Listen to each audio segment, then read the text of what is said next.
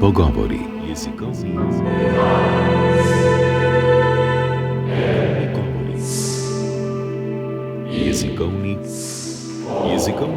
Jezikovni pogovori.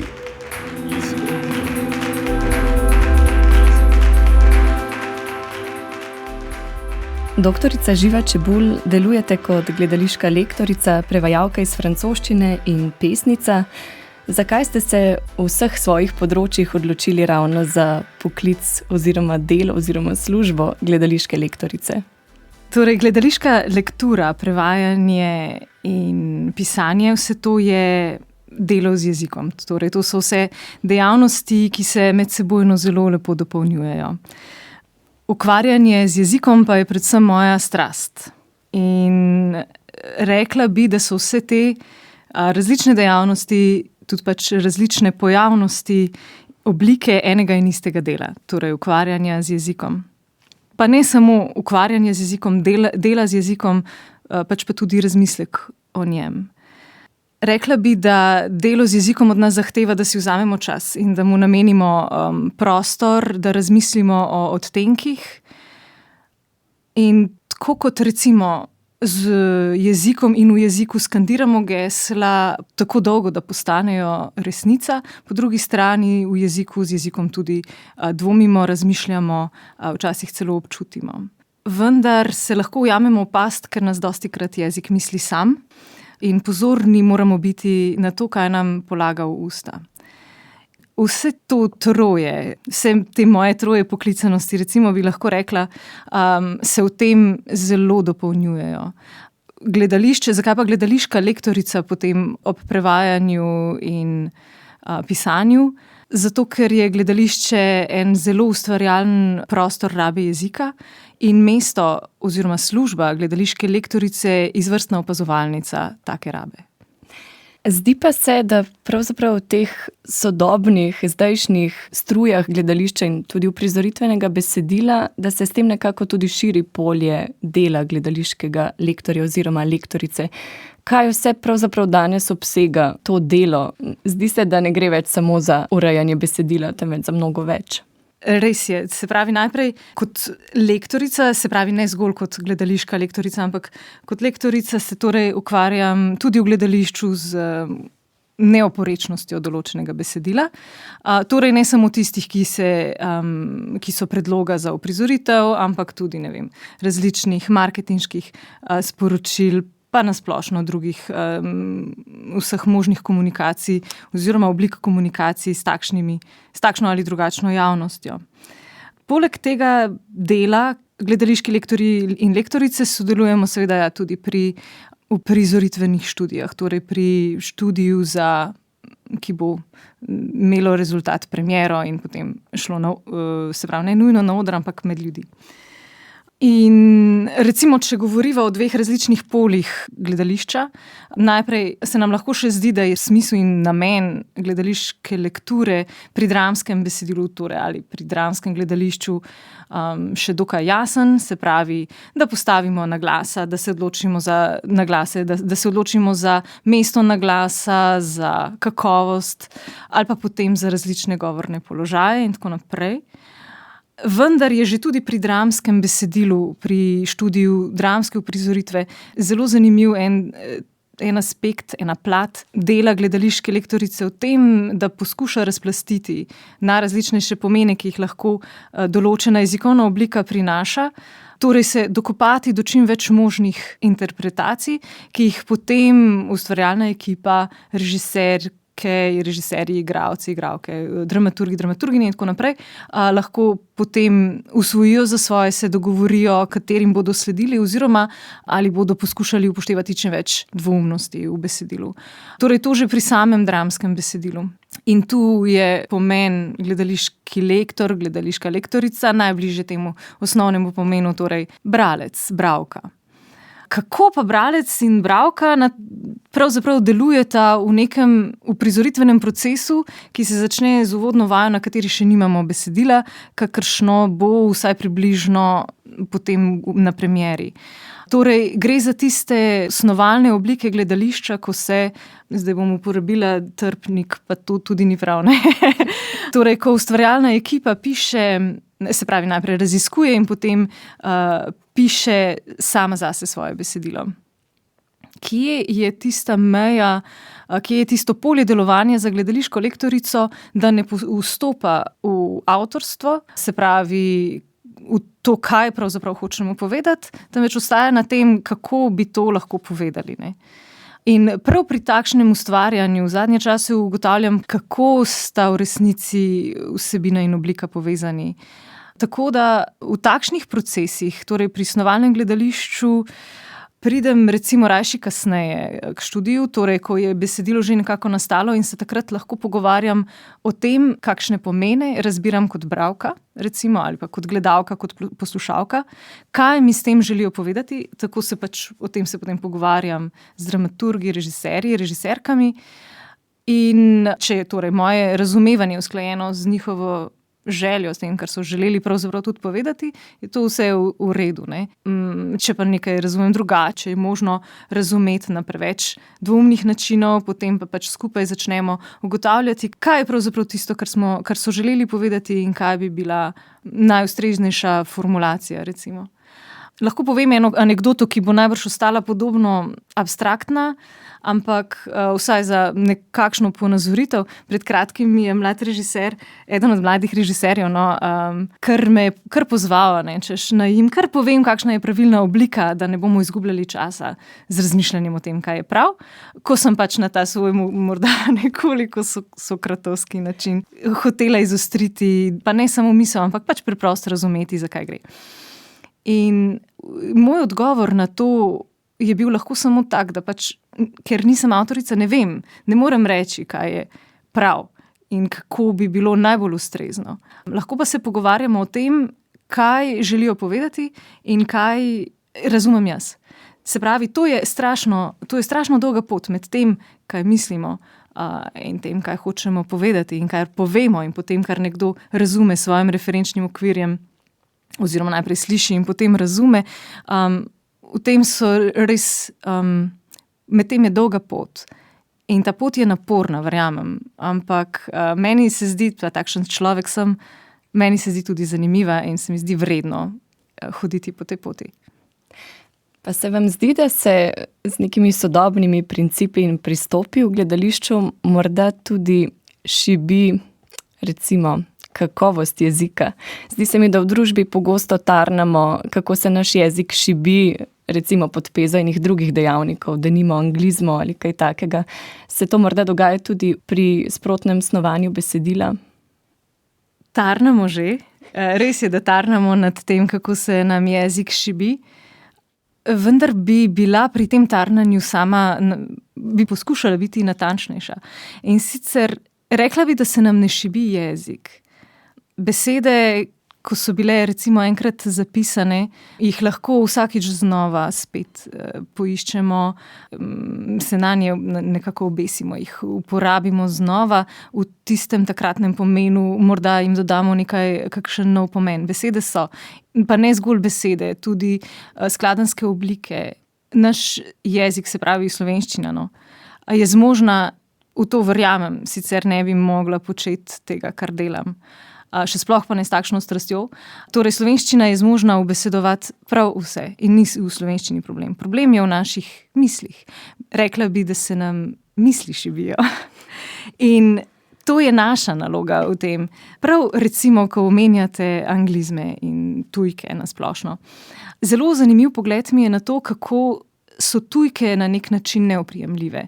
In manj, ko so oprijemljive, manj, ko so konkretne, nekako širši pomen lahko dobivajo, prekrivajo lahko vse več področij in zato imamo občutek, da lahko z njimi povemo več.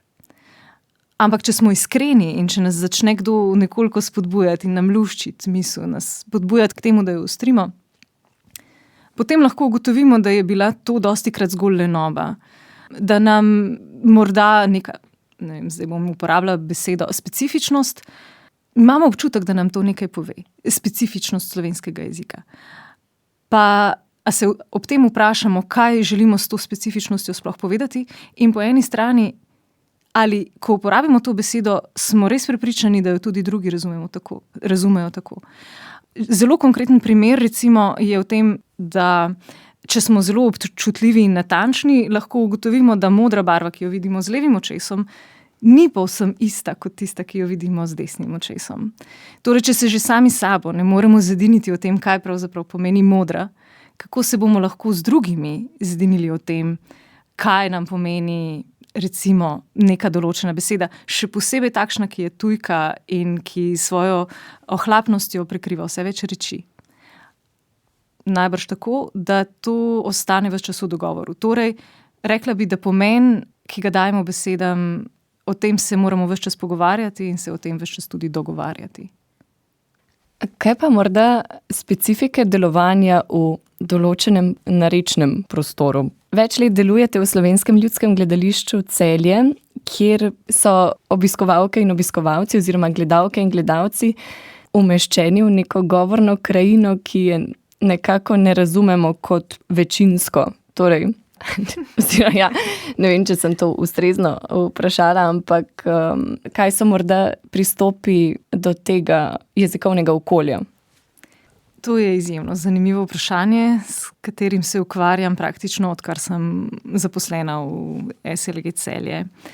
In SLG Celje ima prav zato res izjemno zanimiv položaj prav v tej mešanici ali pa celo v zmešnjavi najrazličnejših govorov in govoric.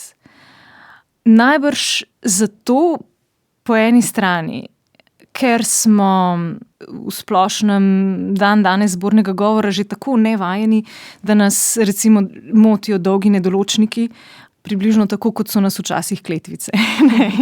In dobimo kakšno kritiko, kjer prešteje rabo pojavitve dolgih nedoločnikov, tako kot so pred še 20 leti preštevali. Ja, prav kletvice, ne.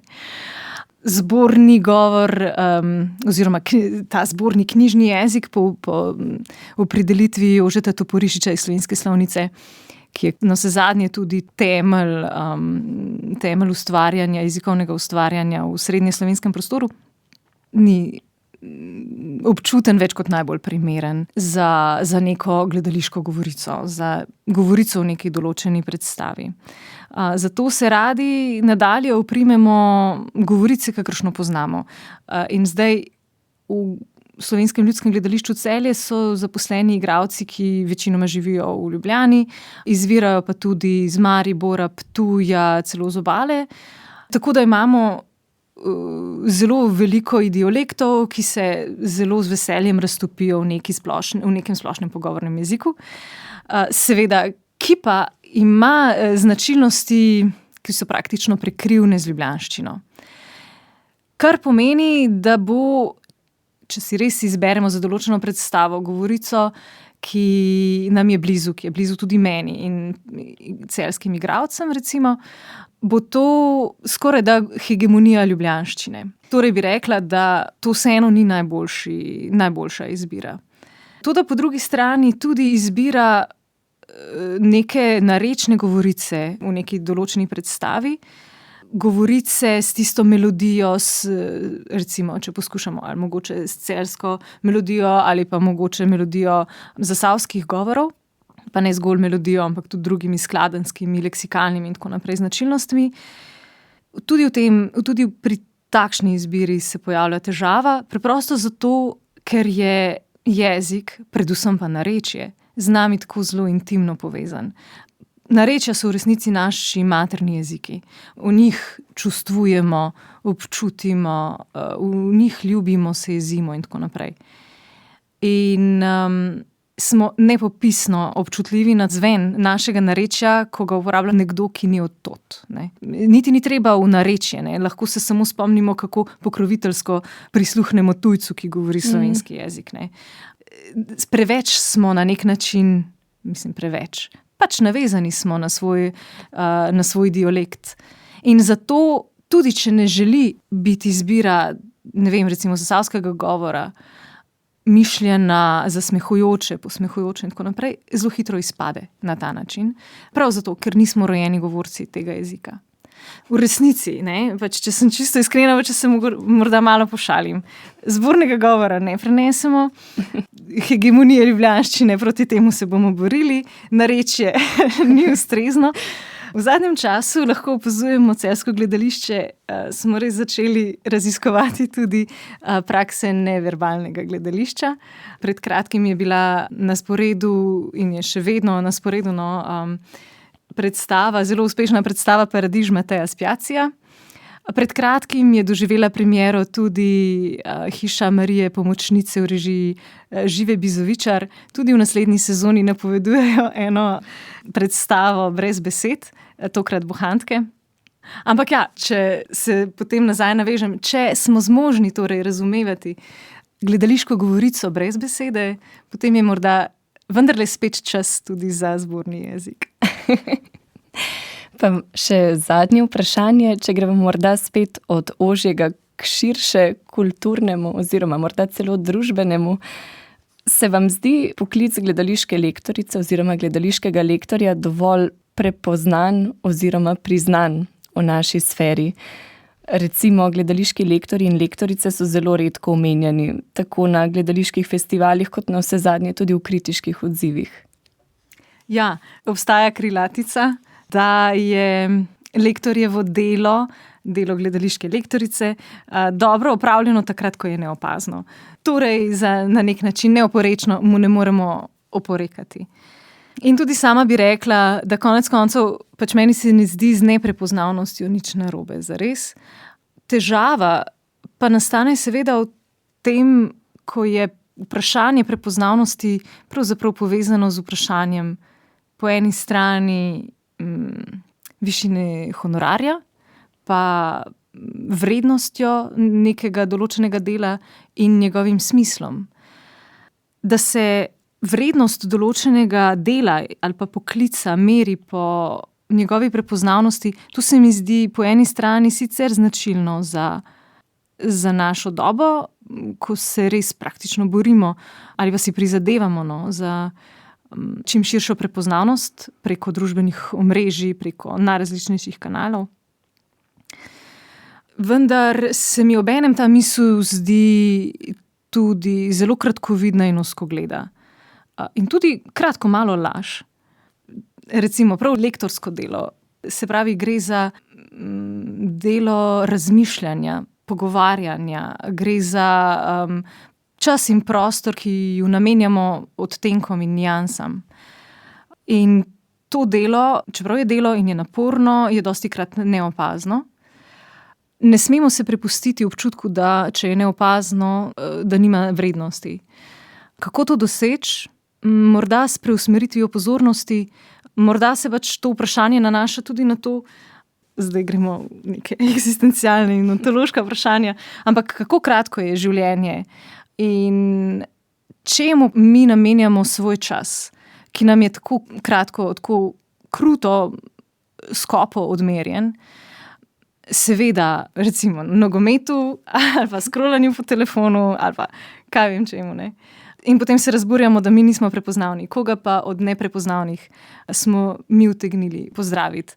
Čistilko na hodniku, opaziti let lastovke pred nevihto. To so stvari, ki so bistvene za življenje, pa ne vem, če so zadosti prepoznavne.